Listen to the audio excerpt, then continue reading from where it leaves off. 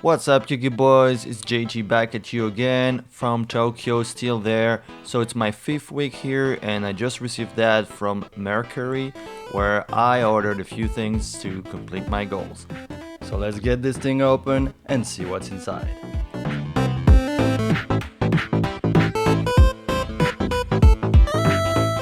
Okay, so one of the first thing I got is this structured deck volume 2 from Kaiba. As you can see, it's pretty mint. It's actually sealed. Well, mint maybe not, you see it's bent here, but yeah, the condition is fine. Actually, I got that one because the other one I was finding were not so good for a price about the same, so for similar price, I prefer to get the sealed one. So yeah, that's the Kaiba one. That was only the first envelope, we have so many others, so let's get those things cracked open. Following on the Kaiba structure deck, right after it we got none other than the structure from Yugi Volume 2, which was the first actually. As you can see, there is a white card on the top of it, so obviously it's not sealed. Same for Kaiba, this one had a good price tag, so I got it. And let's see what's inside.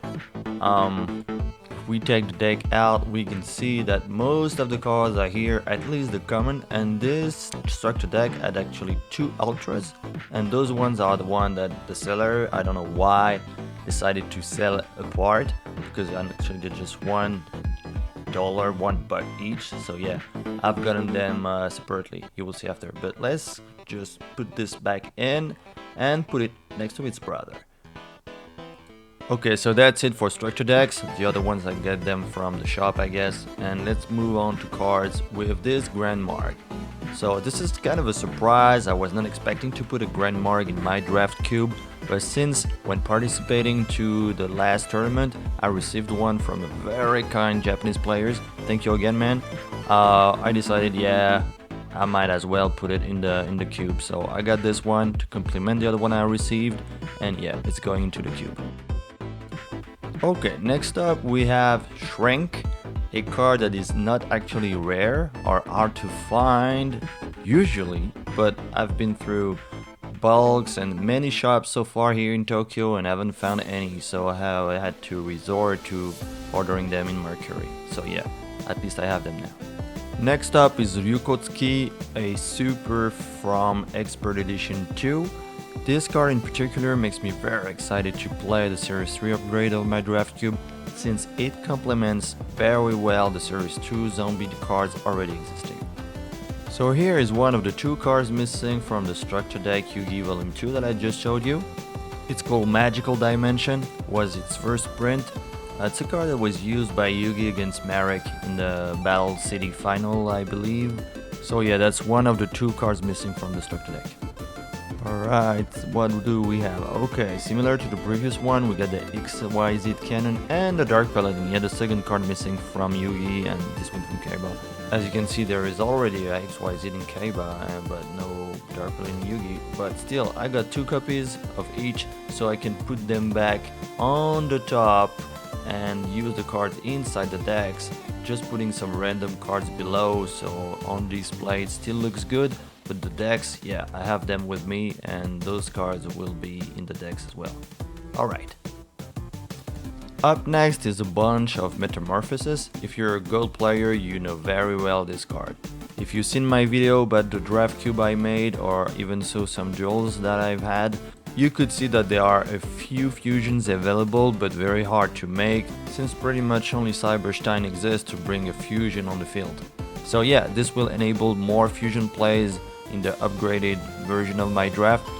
As a side note, I can attest that even in Japanese this card has gotten a little bit pricey since TCG players are using it as a proxy. I hope the recently announced Stampede Rarity Collection will finally alleviate this pricey situation. Next card is one that is pretty cheap. Yeah, you see Dark Magician of Chaos, aka D-Mock. Yeah, 307 Invader of Darkness, this was the cover card. I want to have it accessible for the players. Here it's an ultra version, and I won't spoil you, but if you wait a little bit more, you'll see that it can be even more beautiful. Because it is already beautiful in ultra, isn't it? Okay, the last card we got before getting into the slabs is a Dark Paladin Chibi, which was from a collaboration with the convenience stores chain 7-Eleven a year ago. You could get that and some Rush Duel cards, and this one is going directly into my friend Jimmy's collection.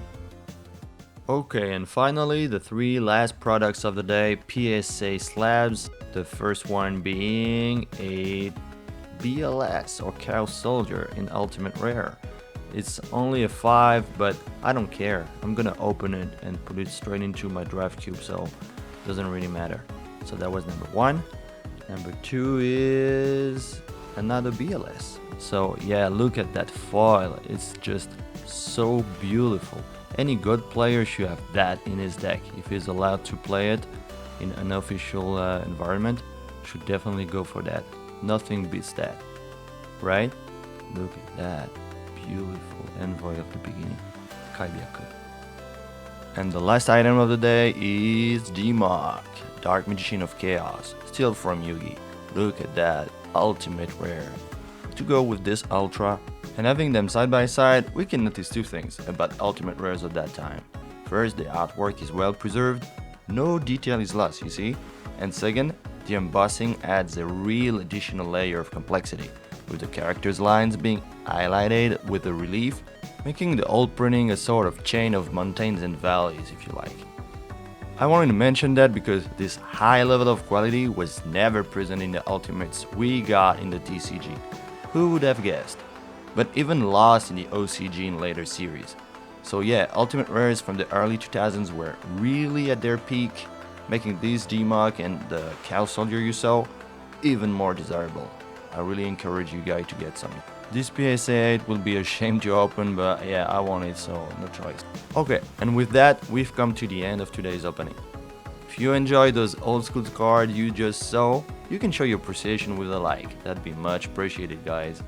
Also, as I bought them to play, you can always subscribe to see them in action in the retro duels that I plan to make and publish in the near future. Thanks you guys for watching, and I see you in the next one. Jana, you boys.